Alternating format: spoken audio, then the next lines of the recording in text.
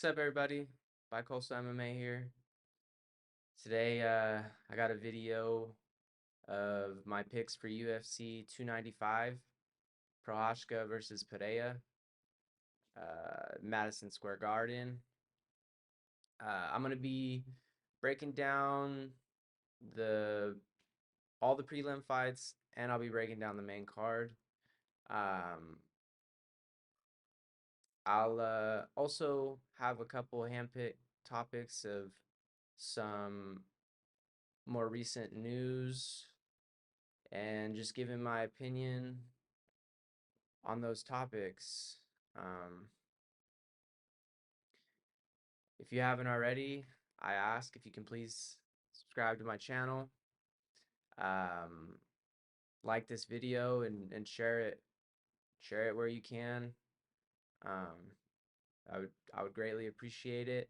Just starting out, and the more eyeballs I can get on this, the better. Um, Feel free to interact in the comments. There's times where I'll, ask for you guys' opinions on certain topics that I'm talking about. Um, and I just ask, just tell me how you feel. Uh, how are my takes? Uh, are they way off, or are they reasonable? Also, too, feel free to leave comments that may help me out with, things that I could maybe do better. So all this stuff is still pretty new to me. As time goes on, I'll get better with it, like editing my videos and making thumbnails and stuff like that. So if you guys have insight into this stuff and feel like you could give me some advice, feel free to do it. Um, Maybe I can incorporate it. But we'll get on with it. Just want to thank everyone that's here supporting me. I greatly appreciate it. All right, let's get on with it. We're gonna start off with the first fight of the prelims. We got at featherweight, Dennis Bazookia versus Jamal Emmers. Um, this fight, I'm gonna be going with Jamal Emmers on this one, and my reasoning for it is, um, Jamal definitely has more of the experience in the UFC. I think this is Dennis's second UFC fight, if I'm not mistaken. Um, and Emmers has also had a list of pretty talented fighters that he's fought. His win loss in the last few fights should be better than what ended up being the case. One of the fights, um, I remember watching, and he definitely got robbed in the scorecards. He should have won it. He had his fight with he's also on this card. Who was it? He had his fight with Pat Sabatini, where he dropped Pat Sabatini and had him in real danger, but put himself in a bad spot where he ended up getting heel hooked and ended up losing. But if he would have played a little bit more smart, he was on his way to win that fight. And then him fighting Giga Chikadze, which um, pretty big name that people know, and very skilled, especially on the feet. He took him into a decision, and it could have went his way. He could have won that fight. They ended up giving it to Giga, but definitely I wouldn't have. I would have seen it as, being the right choice if they would have gave it to him. It could have went either way. It was very close. Bazookia does come out of, though, a pretty good camp. He comes out of the Sarah Longo camp, so he does have a lot of good um, training partners. uh, that can give him the right advice and put him in the right situations. But I think with his last fight, he showed he struggles a little bit with somebody having a little bit more length on him. And I think Emmers is really good with using his length, putting it in the jab, and just really utilizing his length in the striking. And I think overall, whether it's standing or Emmers also comes from a wrestling background, and he's able to get some pretty good takedowns. I just think the ball's in his court. I think whatever game plan he wants to go about, I think he'll be able to better Bazookia, whether it's standing or taking it to the ground or mixing it up or whatever he chooses to do. And I see him getting the win in this one. I would lean more towards it being a decision win, but I wouldn't be surprised if he was able to get a TKO win. So Jamal Emmers by decision. The next fight on the card is at flyweight. You got Joshua Van versus Kevin Borjas. Van coming off of his win in his UFC debut, he looked really good. His striking looked really good. Um, he just looked like a really good, complete fighter. Um, Borjas is making his UFC debut. Some of the fights that I went and looked at, I am a little bit concerned at the level of competition that he's uh, had.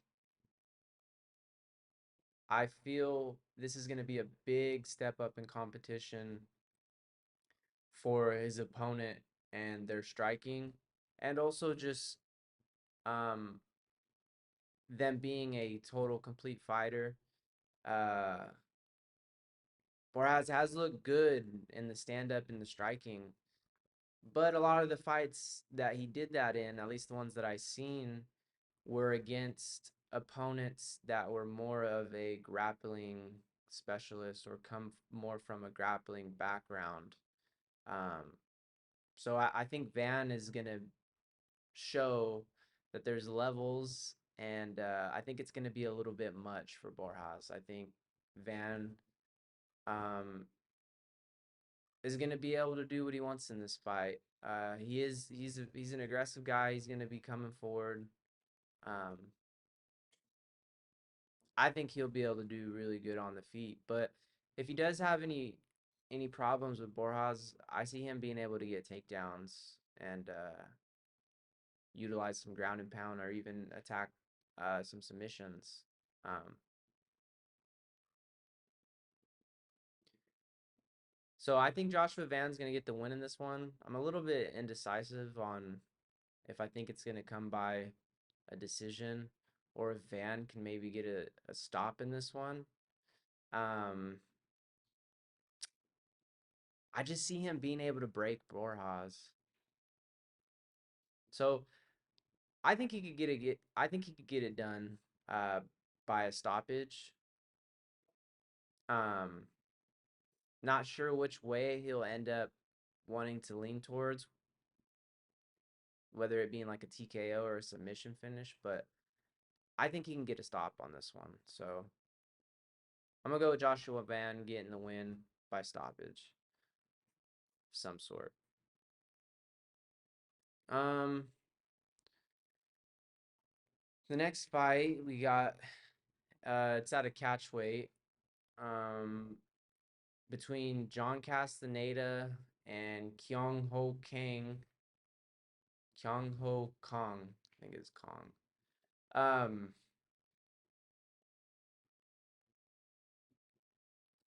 Both of these guys have good stand up. They both, the way that I seen watching their fights, they both are more guys that sit back a little bit and pick their shots.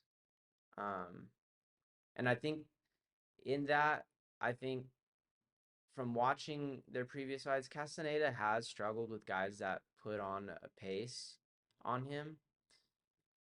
So I would think that if Kong is gonna be able to get a win in this one, I think it would have to come via that. Him being able to put a ton of pressure on Castaneda, make him uncomfortable, tire him out. Castaneda's a guy that really likes to sit on the outside, pick his shots. They're real heavy shots, but um, he does seem to tire out as the fight goes on, especially if you can apply a lot of pressure on him. Um, Kong also too has shown that if you take him down, he kind of is okay with um the positioning and isn't somebody that is in a like in a rush to get up. So I could see Castaneda being able to also take advantage of that if he is able to take Kong down and mix it up and grind out some of the rounds. Um, I do see for some reason this fight going the distance. Um, I think both of these guys though do have the striking ability to really hurt one another and put each other out, but I see this just going to a decision and I see this fight going to Castaneda. I think this matchup is just a good matchup for him. Like I said, he's really only struggled against guys that apply a lot of pressure, and I don't think that Kong's gonna be the one to do that. So I'm gonna go with Castaneda getting the win in this one by decision. The next fight we got, it's a lightweight bout. It's Jared Gordon versus Mark Madsen. For Jared, he's had a couple um unlucky outcomes of his last couple fights. He had the headbutt with Bobby Green. Um, and then he had that loss to Patty, which probably should have won that fight. Um, and Madsen, the only way I see him being able to get a win in this one is if he is able to control Gordon on the ground for most of the fight, which I don't think he's going to be able to do. I think Gordon has, you know, a lot of good experience with a lot of good fighters. Um, he's very well rounded. He's definitely going to have the upper hand in the stand up. And I think he's going to be able to force Mark Madsen to keep this standing. I think he's going to be able to defend the takedowns. And even if he does get taken down, he's somebody that he's not going to sit and allow um, that position. He's not going to accept just being on his back on the ground. He's either going to attack submissions or he's going to get up right away. And I think he's going to be able to piece up Mark Madsen. Uh, and I think he's going to be able to push a pace that really gets Madsen exhausted. And I think he can get. I think he can get a finish in the third. So I'm gonna go with Jared Gordon getting the win on this one. Third round TKO. If not a submission, but um, I see him getting a finish in the third round.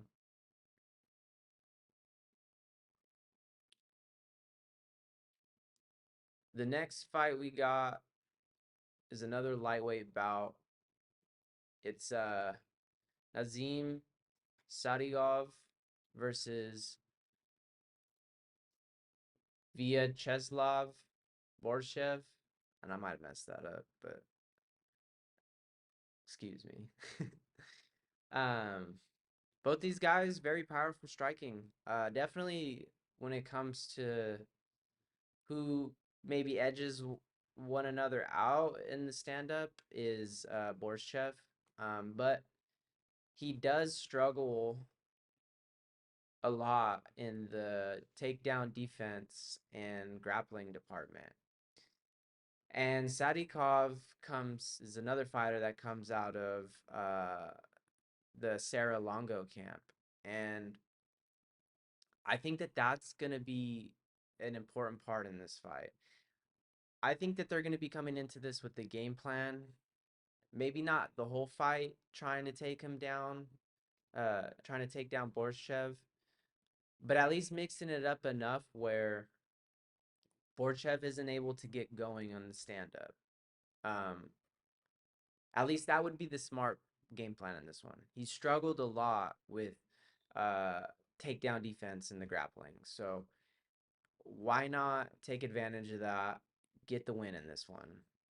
He could even get the finish. He could still get a finish. He could get a submission finish. Um, so there is some danger though when these two are standing. Sadikov does got to be careful. Borshev is very, very tricky on the feet. Um, Loves those liver shots, and he throws with a lot of power and very clean, very clean striker. Sadikov does have good striking himself too. I just think Borchev edges him out a little bit in it. But if Sadikov can stick to the game plan that I think he's going to be given by his coaches, he should be able to win this fight. Um, and I think he should be able to win it with getting a submission finish. And I'd say if I had to, nah, I wouldn't. I'm not even gonna give a pick on the round. I'm just gonna go with Sadikov getting the win by submission. Next fight, another lightweight bout. It's and I'm probably gonna butcher this, but Matsus Robekskis versus Roosevelt Roberts. Um, Roberts is coming in short notice. Uh, I just bravo for him for stepping up. I just think this is going to be a lot for Roberts to be able to handle. Um, he's just getting back into the UFC after getting cut and then going through the Ultimate Fighter, getting his way back here. Um, he does have some glimpses at times uh, to be well rounded and complete um, as a fighter, but Probekski's is a monster. He's gonna come out. He's gonna put a crazy pressure. He throws a lot of hard strikes.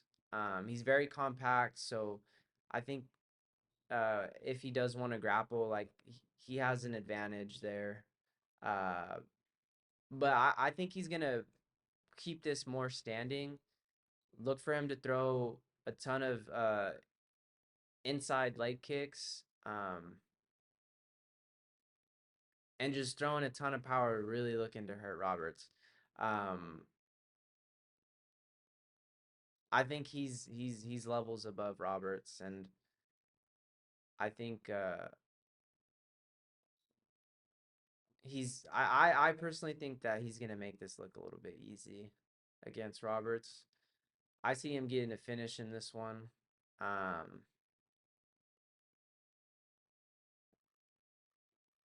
and I'll go with saying I think he'll get a finish in the first round. I think he'll get a KO or TKO finish in the first round, and that's what I'm gonna go with. Next one we got women's strawweight bout. Tabitha Ricci versus Lupi Godinez. Both of these um, women have looked really good in their last few fights. Um, I think for Ricky, this is going to be a fight where she's really going to get challenged. I don't think that she's going to be able to get takedowns and have that top pressure like she's been able to have in her other fights. Um, Godinez, I think, definitely has the better striking.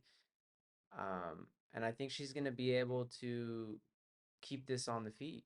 I think even if Ricky is able to get a takedown on Godinez, I think Godinez is going to be able to work her way back up pretty quickly. I don't think she's going to be controlled like Ricky has done to a lot of her other opponents. Like uh, when she fought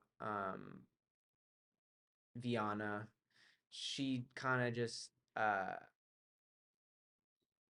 accepted being on her back and did kind of attack a little bit off of her back with submissions, but pretty much just allowed for Ricky to have that top pressure and control. And I don't think Godinez is uh, that kind of a fighter. She's gonna get up right away, um, or fight to get up right away. And I think she's just a little bit better in all areas than Ricky. Edges her out a little bit in all areas. Um, so I see Lupi Godinez getting the win in this one. I see it going to a decision. Um, so I'm gonna go with Lupi Godinez getting the win by decision. Next fight we got at flyweight, um, Steve Erzeg versus Alessandro Costa. Both these guys are, I think, both Costa and Erzeg had their first fights in the UFC. Their last fight, if not Costa, maybe he's had two fights, but Erzeg looked really good in his last one.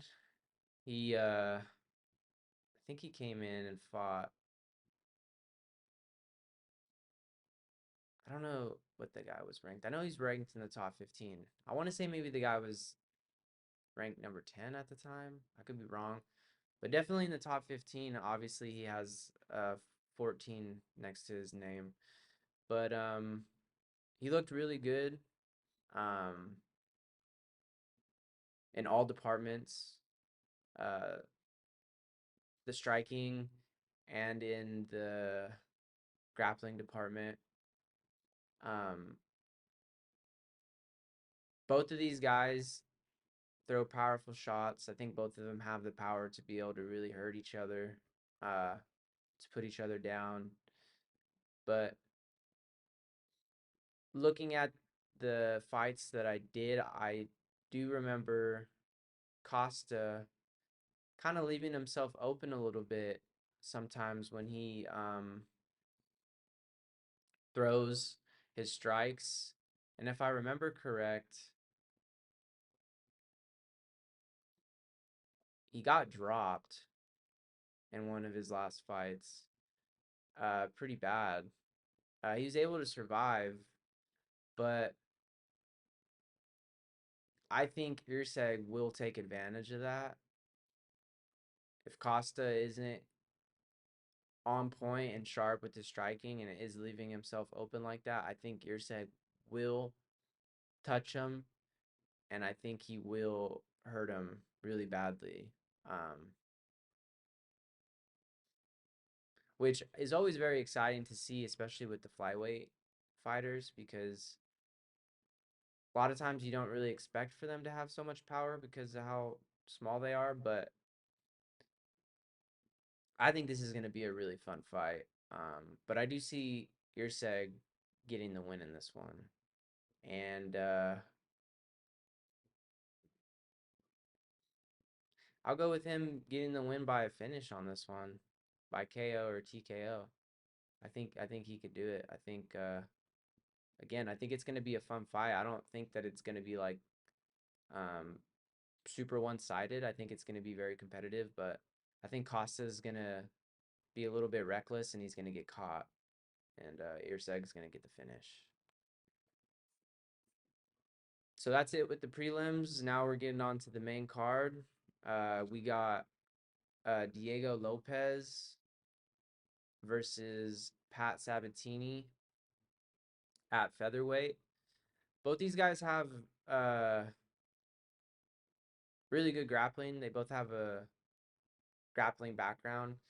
Diego Lopez, though, in this one, I think has a lot better stand up and striking. He's very lengthy for the weight class.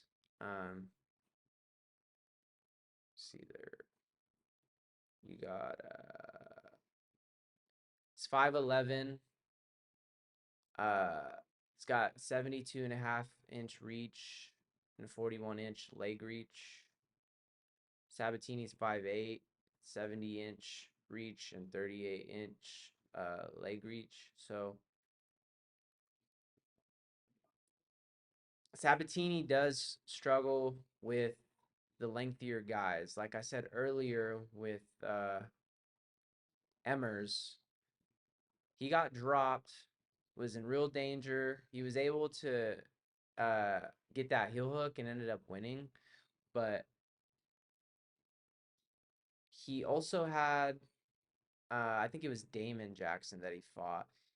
And Damon had the same kind of composition as Lopez here does too, and was able to get a TKO finish on him in the first round.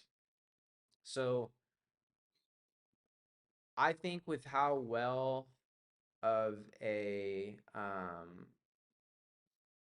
grappler Lopez is in his own right, he's I'm pretty sure he's the jiu-jitsu coach for Alexa Grasso. And he's also around them getting that boxing in. His striking has looked really good, and I think it's going to be a lot for Sabatini to deal with. I think Lopez can kind of emulate the same thing that Emmers and Damon were able uh, to do, and I think he's going to get a TKO finish. Maybe in the first round. Um, Not really quite confident with picking around, but I definitely think he can get a TKO finish in this one. So I'm gonna go with Diego Lopez by TKO finish. I think striking is just gonna be too much for Sabatini. Um, the next bout we got at lightweight. We got Matt Frivola versus Benoit Saint Denis. I know Frivola has been on a bit of a tear lately with having a couple of underdog fights and still being able to get the finish. He loves to make his fight's a dog fight and find the knockout, find the TKO in that. Um, the one thing that I'm a little bit like, maybe it was like a one off, but when he got knocked out by Terrence McKinney, like that just makes me, a little bit skeptical with his chin because it was right off the bat in that fight. Like he got hit with a clean 1-2 and just went out. Um, He does have danger though in his hands, as has been shown in his last few fights. Like Benoit Saint Denis is a tough dude though. Like he got there's a few fights ago that he fought uh Dos Santos, Ilizu Dos Santos, and he got beat up for a few rounds. Probably could have got finished, but didn't. So for me, I just feel all things point towards. I think Benoit Saint Denis as being a complete fighter, the way that he mixes up his striking and grappling, to me, he should be able to win this fight. Yeah, there's that chance that Frovella is able to make it a dogfight and is able to catch him, but I feel like even if he does, I feel like Denise is tough enough where he'd be able to grab a hold of Frivola, um, and keep himself from getting finished.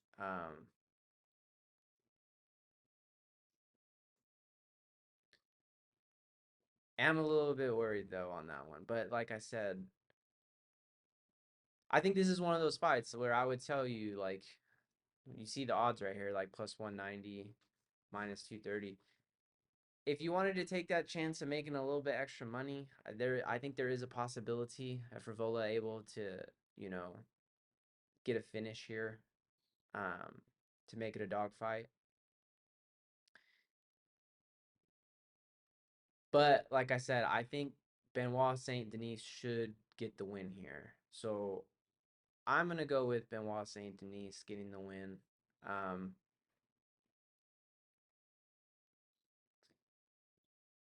I would probably have to say I think he's gonna mix up the grappling and the striking pretty well. Maybe he doesn't get a finish in this one. Maybe it goes to a decision.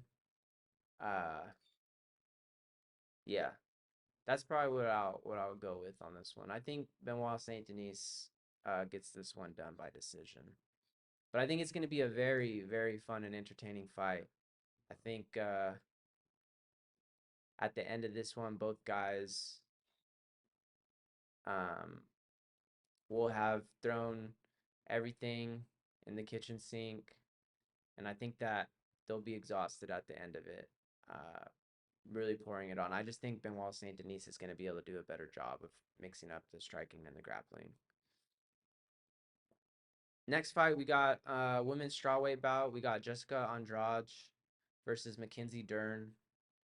Um, Andrade is coming off of 3 losses. Kind of wondering if coming into this one, if her confidence isn't going to quite be there because of that. Um, it's always hard to overcome that hill if you're on like a 3 fight losing streak. Um, and Mackenzie Dern looked really good in her last fight against Angela Hill. I think she dropped her a couple times, which you don't ever really see anybody drop Angela Hill. Like, so I think Mackenzie's really getting her striking together. That power looks to be there. Obviously, coming from her jiu-jitsu background, there's always the danger there. Um,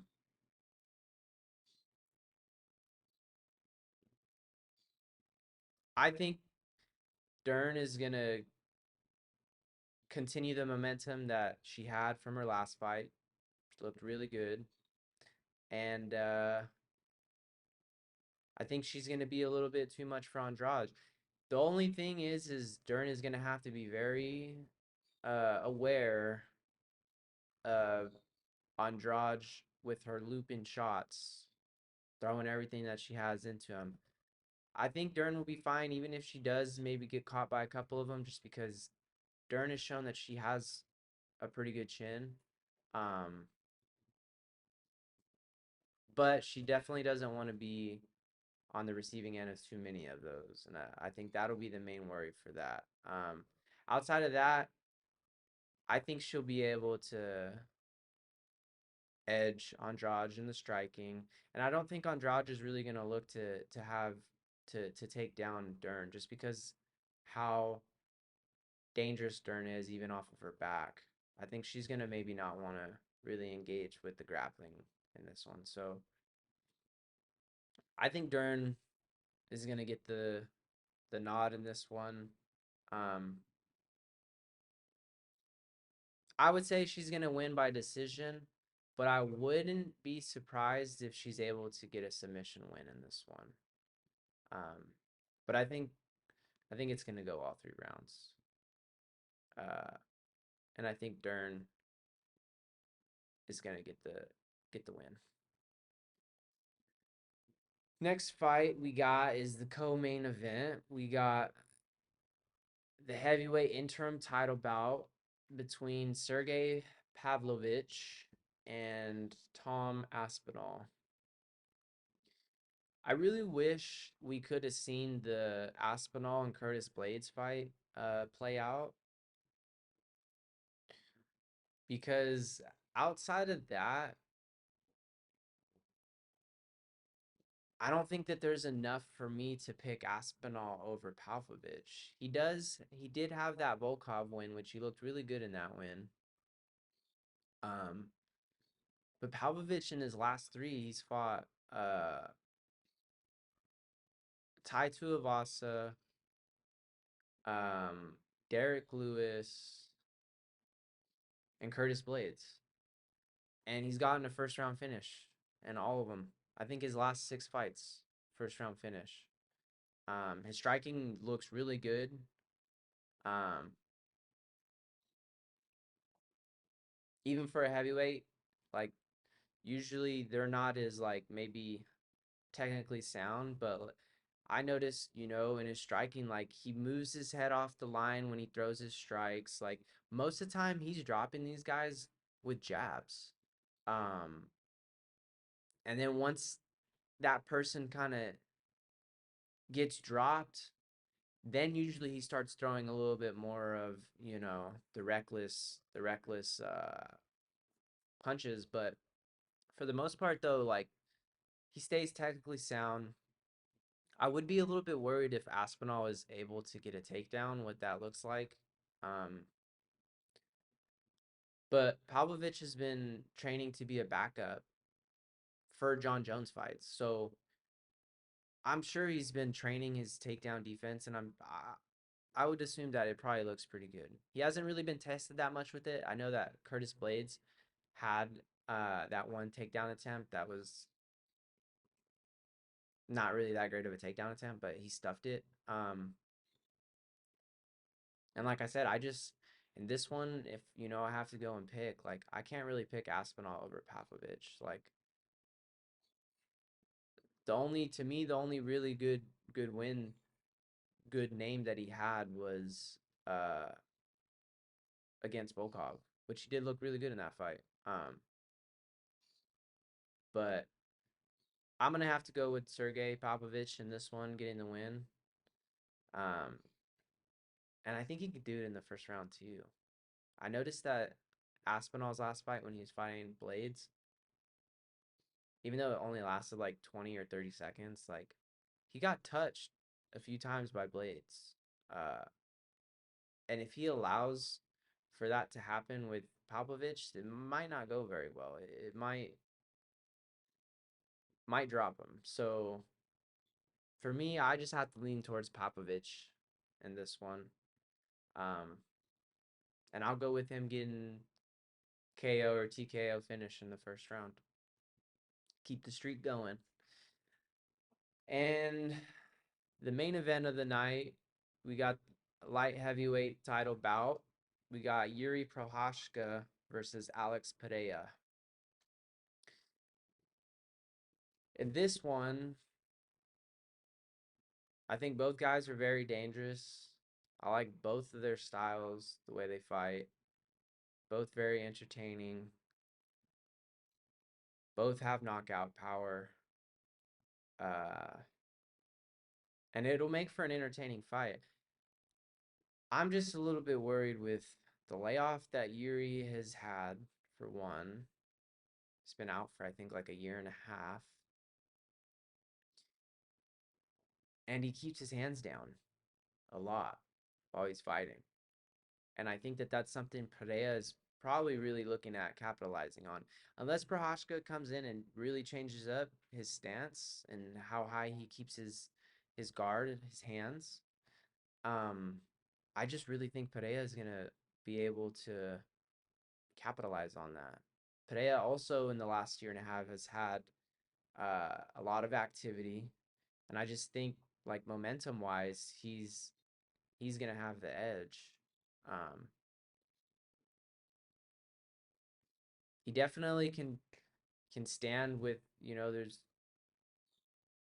to me, I think maybe his chin is gonna be better at light heavyweight. I know he's been caught and knocked out by Izzy, but he had that fight with Blahovic, and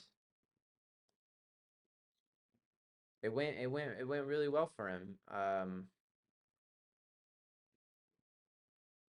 Didn't get didn't get dropped, so Blachowicz has a lot of power in his hands. So really the only worry would maybe be Jiri being able to get some takedowns on Pereira, but so far through his UFC career, Pereira has shown he has pretty decent takedown defense, and that if he does get taken down, he's able to defend uh, submission attempts. I don't remember who it was, but somebody had his back in a fight, and he was able to stay calm and was able to get through it. So I think he'll be fine, even if Yuri does um, try to take it to the ground. And like I said, I think momentum goes to Pereira. I think the way Yuri keeps his hands so low is just I would not like uh, I would not be able to be confident with Yuri getting the win in this one because of that. Like Pereira is such a high level kickboxer. Like that's you can't do that with somebody like him. I think when somebody has the knowledge that they have and the striking like that, it just you're gonna get picked apart. Um, as you've seen with Sean Strickland, people talk about the Philly shell, the Philly shell not really being so good for the UFC. Um, which he made it work against Adesanya, but whenever he fought Pereira, Pereira put his lights out. Um, and I could see something like that happening in this fight with Yuri, where Pereira is going to take advantage of the way Yuri chooses to fight in his stance and in his guard. Um, his hands being low, and I think he gets a TKO KO finish in this one. Not quite sure what round I would say. I'd maybe go with like the second round, getting a TKO KO finish, but I'm not quite confident on the round. So I say Alex Pereira wins KO TKO. Should be if he gets this win, I think he should be fighter of the year because I think it's all within this year that he got the title for middleweight. Then he would be the light heavyweight champ. Very impressive. Very impressive what he's done this last year. Well, there's my picks for that card. Um, kind of all going off the top of the head. I do um, watch back a lot of these guys' fights um, and take notes. It's just hard to be able to remember one, two, three, 4, 5, 6, 7, 8, 9, 10, 11, 12, 13. So 13 fights, 26 fighters. It's just hard to remember a lot of the stuff, but do my best. Maybe as time goes on, I'll be better with it. So I hope that helps you guys out with whether you guys are trying to make some bets or if this is just entertaining and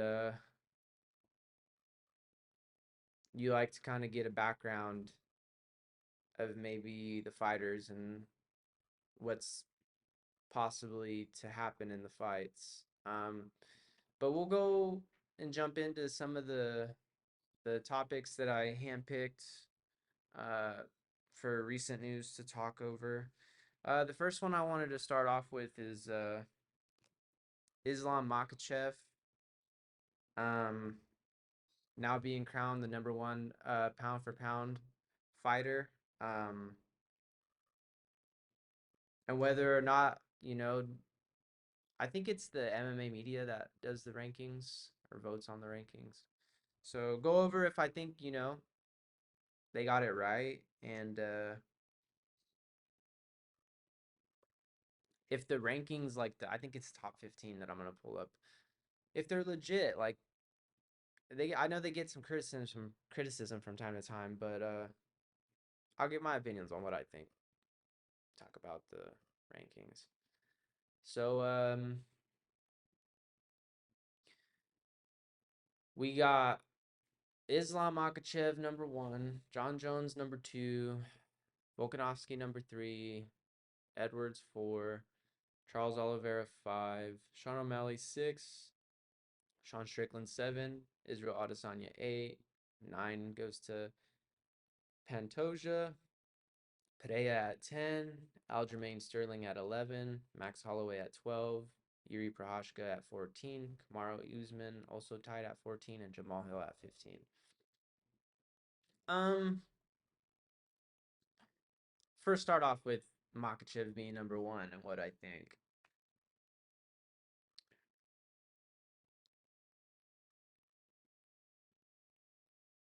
John Jones now being a champion in 2 divisions and just the reign that he had at light heavyweight,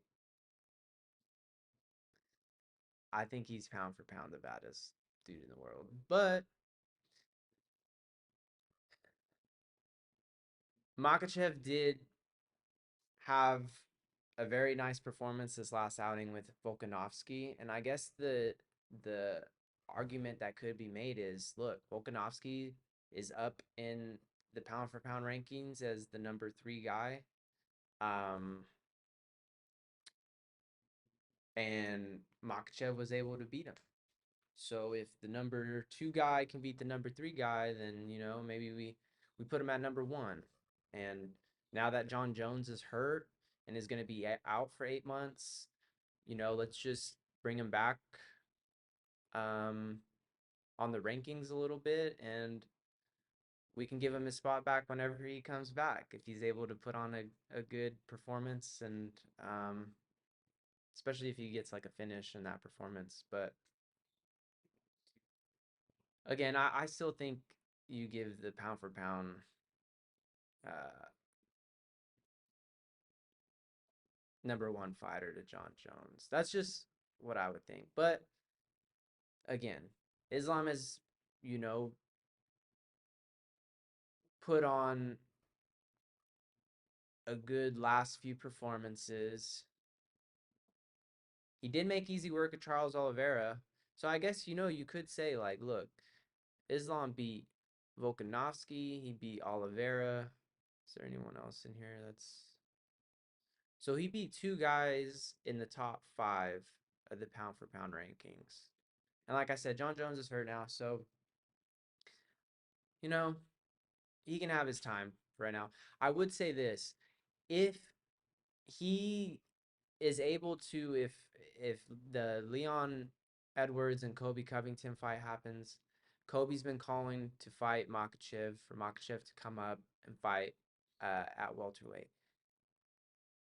If Makhachev is able to get that fight and wins the belt at that weight class, that is where I will then say I'll get behind you being number 1, pound for pound.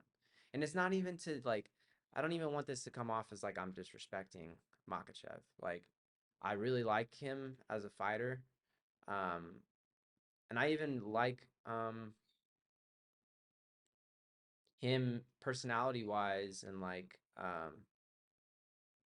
kind of that. I really like the whole, you know, that whole team, Habib and all them. Like, say what you want to say. I know some people, you know, they'll have their differences with them with certain things, but it's cool to see, like, you know, a brotherhood like that, and people coming from the backgrounds that they come from and still being pretty humble. Like, I like seeing that out of people. So this is like not me hating on Makachev or anything. I just truthfully think that John Jones should be pound for pound number 1.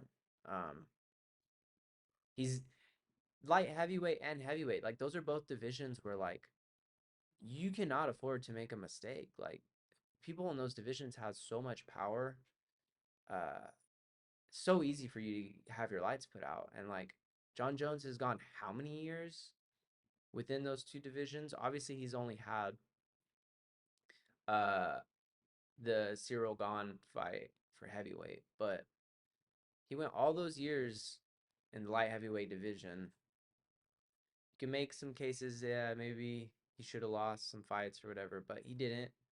And it's just a crazy run that he's been on. So that's why I would just say I still give the number one spot to John Jones. But I can see the argument where Makhachev is now number one.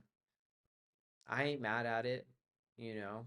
Um, but for him to be there, I would like to see like either him continue to defend his belt a little bit more, or like I said, I would honestly much more for him to have that spot, see him go up to 170 and capture that belt. But he has beat two top five pound for pound fighters, so he definitely is deserving of being up there in the top three, top two. I would have him at two, but let's look at some of this other the other guys on this list and see if this is a good system that they got going on here. Um, I definitely think Volkanovski. I think him being at threes is a good spot. He really challenged Makhachev in that first fight, and he has been unstoppable in featherweight.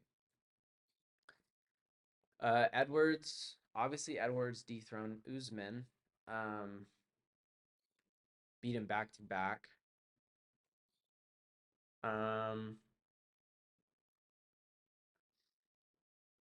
I know he's champ, so that probably gives him a little bit of an edge against Oliveira, but I would put Oliveira honestly over Edwards. Um,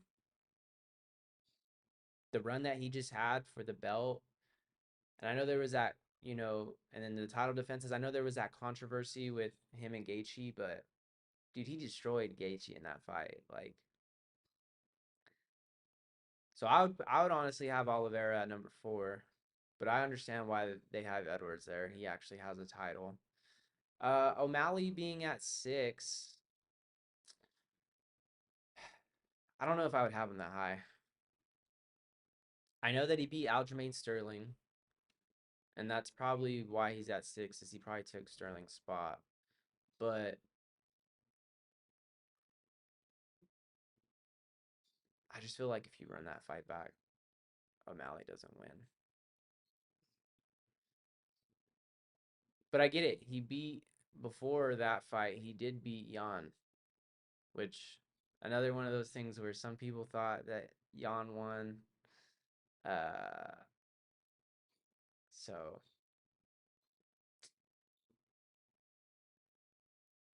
I would honestly I would put Sean Strickland and Adesanya over O'Malley, and I think that that's a good spot to sit at. Yeah, move O'Malley down to nine, and then have it go six Strickland, seven Adesanya, and then no, it'd be eight, and then eight Sean O'Malley. Um,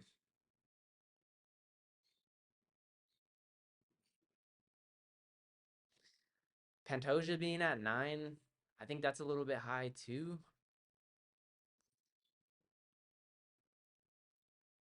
I would put yeah, I would put Pantoja down.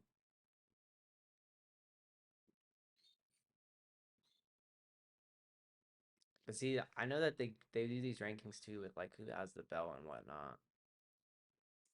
But let's just go with putting Pantoja down one spot, Pereira being above Pantoja. We could put Aljamain after Pantoja, even though I kind of think that you could put him over Pantoja too. Um, and then Max Holloway, and then Yuri, Usman, and Jamal Hill. So I would shuffle it around a little bit, but for the most part, I mean, not that bad. Um, Congratulations to Islam being crowned pound for pound number one. I know that's a big accomplishment and something that he's been looking out for. So good on him. Round of applause. Uh, I'm excited to see what ends up happening with him. Like I said, I would really like to see him get that fight at 170. Maybe defend that a time or two and defend the 155 a time or two. And then if he does that, I think you put him up there as one of the greats. I think with that, he's above Habib. Maybe he gets that little money fight with Connor at some point, you know, and beats Connor in better fashion than Habib did. And um, time will tell, though. We'll see. We'll see what John Jones looks like too when he comes back from his injury, and see if he can reclaim the number one spot. But yeah, that's my take on that. Um,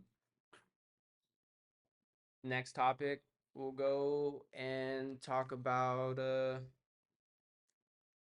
Sugar Sean and Chito Vera. So their fight got announced for UFC 299, which still the location is not yet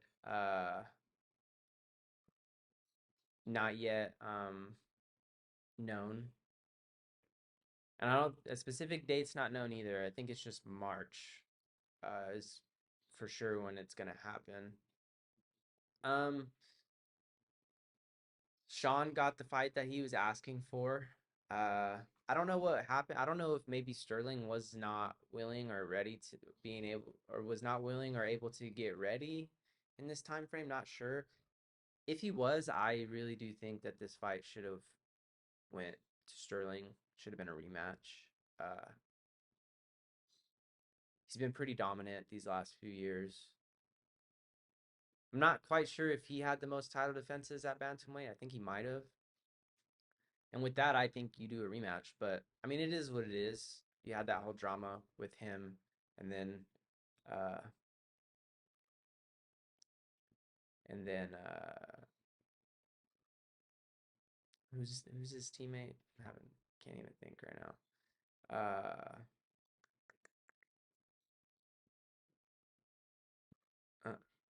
Comments on it, but Marab. There you go. It was Marab. So with Marab and with Aljamain, a little bit of drama because those two guys are at the top of the division. It probably should have went to one of them too, but it is what it is. I think Marab and Henry are looking to fight. I don't think anything's been announced yet, but I think they're trying to make that fight. Um, but Sean getting what he wanted in Chito Vera. Is this something that Sean is maybe gonna regret? Is Chito a bad matchup for Sean?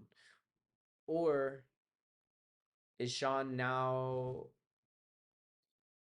in a spot where he's, got the confidence and has made the adjustments and is um, the better fighter going into this one?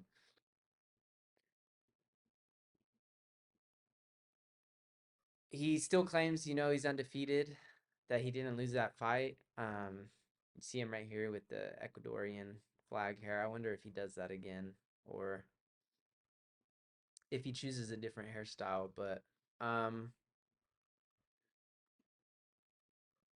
I think it's an interesting matchup. Me personally, I do think Vera is a bad matchup for Sean. I think Sean does really well with people that um I think Sean does really well with counter striking. I think he can put it on somebody, but I think he really excels when he capitalizes on other people's mistakes when they're coming in maybe overthrowing or just putting themselves in a bad spot, just like Aljamain did, and being able to catch them and make them pay. Um,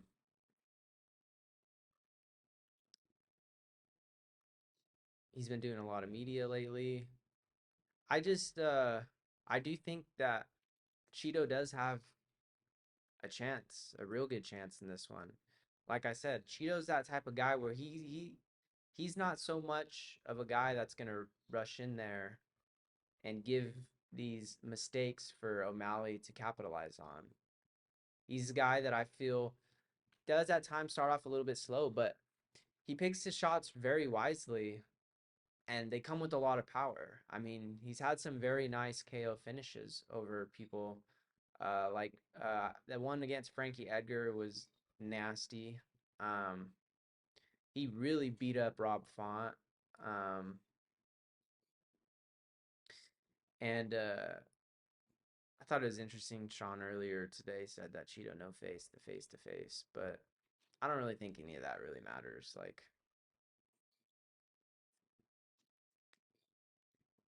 I think it's going to be a really good fight. I like both of these guys. Um, but I do really like Cheeto. Going back to what I was saying earlier with uh, the whole liking guys that come from certain backgrounds, where him coming from Ecuador and trying to make a living in America, uh, being very humble. Like, if you've heard his background and his story, like, one of the first things that he did with his money was he paid for a surgery for his daughter, um, that he felt was the most important thing to do over. Um, I don't know what the disease is called, but basically, like, she wasn't able to have uh like controlled movement of her mouth for her to be able to like smile and things like that. And like, he decided that that was top of the priority list, which is a is a beautiful thing to see. He chose that over other material things. Even a house, when a house, you can put up there as being a very important thing to buy. But he's a very humble guy. He hangs out with he hangs out with Mr. Baklava, Action Bronson. Um, so he's one of those guys that like um is in that realm of like with his tattoos and style and stuff like that. Like, he just comes off as a real cool guy. He's very humble. Uh, and I would like to see him win, to be honest. Um, Try to keep like biases and stuff out of it. I really like Shukshan too, but with him claiming that he didn't lose to Cheeto and kind of that whole shtick, I kind of get a little bit lost or cringed out in that. Um, and like I said, it'd be awesome to see Cheeto win that belt. Sean's been able to do it. You know what I mean? Like, he won the belt, and it was awesome for that to happen too. Um, but I think Cheeto is going to be a bad matchup in this fight, and I'll when the fight gets closer and I do my breakdown for this, I'll probably have more of a solid idea of who I'm going to pick and why. Um, but sometimes you got to be careful what you wish for, and this is going to put a lot of pressure on Sean. He's Whether or not he says he didn't lose that fight and he's still undefeated, like, he knows that he lost to this guy and that it would be embarrassing if he loses again, especially after him talking the way that he's been talking.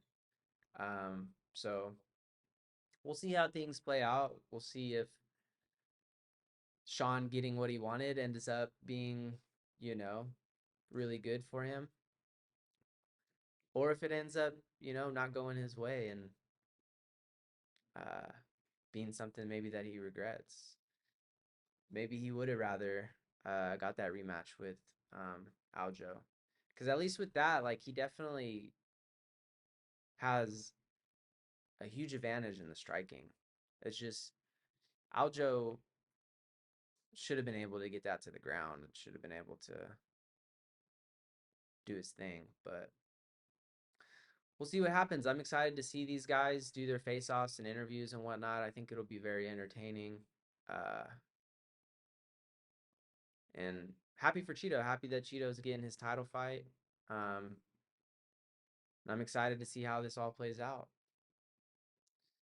Well, next topic I wanted to talk about is another fight that got announced, which is for UFC 298, which is Volkanovski versus Topuria. Um, One thing that I wanted to go over real quick is Topuria dropped this video, which there hasn't been a location announced on it. Um, and it looks like he maybe um, leaked where the location is going to be. Um, but also, too, I think that, like, I don't know if I've ever seen somebody kind of do like a promo like this for a title fight. Uh, and what I will say is this video is hard. Like, when I seen this video, I was like kind of getting a little bit of goosebumps almost. I think it was a really sick video to make. Uh, and we'll just watch it real quick, react to it.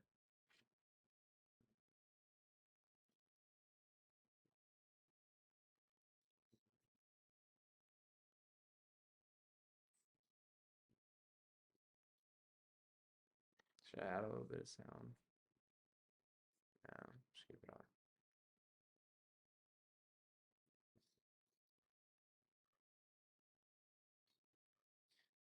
All that's really going on in the background with the sound is just Volkanovski like talking in an interview about Topuria.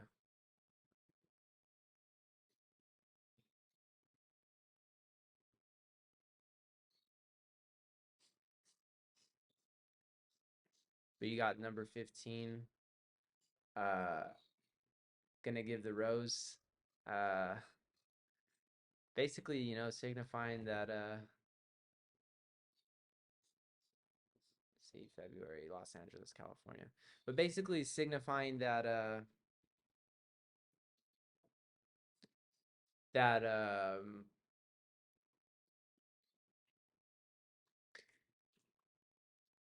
he is gonna notch another hole in his belt. It's come for that belt. Um I also wanted to talk on it getting pushed out. It originally was supposed to be in January. Um Now it's in February. Is Volkanovski coming back too soon? He got knocked out pretty bad. And I think that he would very much. I know he talked about having these, like mental issues or kind of depression with like not being active enough. But I think that this might be a mistake, him being too active. Like, I really do think he should have took a good break on this. At the end of October, so you could say you got November, December, January, February. He's gonna get in there in 4 months after getting knocked out the way that he did. Is that enough time? It might be, but I think he would have really benefited from like a uh 6 month time period. Should have been, if anything, more on the March or even May, somewhere in that. Like I think that this might be a mistake. Taporia has he's got heavy hands. He's gonna come forward with that striking. He's gonna try to hurt Volkanovski. He does really well in the wrestling and grappling department, as you've seen with some of the people that he's fought, like Bryce Mitchell and I don't know his first name, but it's Hall, something Hall, um, who's like crazy with jujitsu. Um, was able to defend every attempt that he had with like uh trying to utilize like the um heel hooks and leg attacks and whatnot, which is what Hall is really good at. But I think that this is probably gonna be one of the harder matchups that Volkanovski's had in a while, outside of obviously what happened with Makhachev, that's going up in weight. But as far as the featherweight division goes, outside of Holloway, I think this is going to be the hardest fight for Volkanovski. And if his chin or his brain isn't healed up, uh, he might be different in the sense of getting touched. He might get hurt more. He might not have as much of the chin as he used to have. So we'll see what happens. We've got a while for this fight. Got a few months. Hopefully it is enough time for uh Volkanovski to heal and be good to go then. But I would think that this is a mistake that he's coming back this soon. And Topuria is probably loving it, and he's probably thinking kind of like what I'm thinking, that he's gonna capitalize on this. He's gonna come and he's gonna throw a lot at uh Volk and try to test that chin, see how recovered it is from getting knocked out by a head kick from Makhachev. But that's the news that I had to talk about. And you guys heard my picks, so that's gonna be it for uh this video. I hope that you guys enjoyed it, and I'll see you guys soon. Subscribe, like the video, and share it with everybody that you can. I appreciate it. I'll see you guys. Uh, if not in a couple days, it'll be next week. So I appreciate the support. You guys have a good one. Peace.